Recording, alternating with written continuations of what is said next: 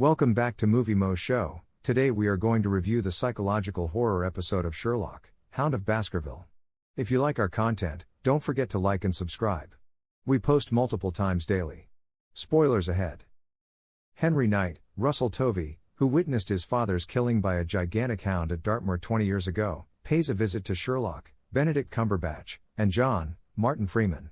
After years of therapy, Henry returned to the location only to discover the dog there once more, which prompted his appeal for assistance. Sherlock is initially contemptuous, but he quickly becomes intrigued by Henry's substitution of the word hound for the word dog. When Sherlock and John reach Dartmoor, they discover that the hound is a local myth. They use Mycroft's, Mark Gatiss, security card to enter the neighboring Ministry of Defense research facility Baskerville. Dr. Bob Frankland, Clive Mantle, affirms Sherlock's identification after Mycroft's credentials raise a security alarm, despite knowing the truth. Frankland claims to have known Henry's father and is worried about Henry's welfare. The phrases liberty and in appeared in Henry's nightmares, which he shares with John and Sherlock. Then, in an effort to locate the hound, Sherlock, John, and Henry go to the Hollow. John detects what appears to be Morse code signals while traveling. These were unconnected, they were a bunch of Dogger's headlight flashes. The hound is there when Sherlock and Henry get to the Hollow. Sherlock admits seeing the hound while clearly terrified at a nearby inn. John tries to calm him down by telling him to use his imagination. Sherlock responds angrily and refutes the notion that he has a problem. John seeks to speak with Louise Mortimer, Henry's therapist, Sacha Behar. Frankland, however, interrupts them and reveals his cover. Henry believes the dog is stalking his house while this is happening. The following morning, Sherlock realizes that hound might actually be an abbreviation. The two encounter D.I. Lestrade, Rupert Graves, who Mycroft sent to watch over Sherlock. They question the innkeepers about a previous meat order that John had noticed was unusual for a vegetarian eatery. To increase tourism, the innkeepers maintained a dog on the moor, but they convinced the investigators that they had killed it. Lestrade is satisfied with this explanation, but Sherlock argues the dog he saw was terrible and is not. Sherlock regains access to Baskerville by dialing Mycroft.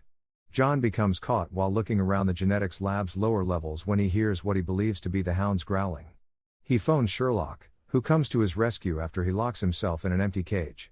Sherlock concludes that the incident was caused by a chemical weapon intended to cause violent hallucinations. Using the memory technique of retreating into his mind palace, Sherlock realizes that Liberty and Inn stand for Liberty, Indiana.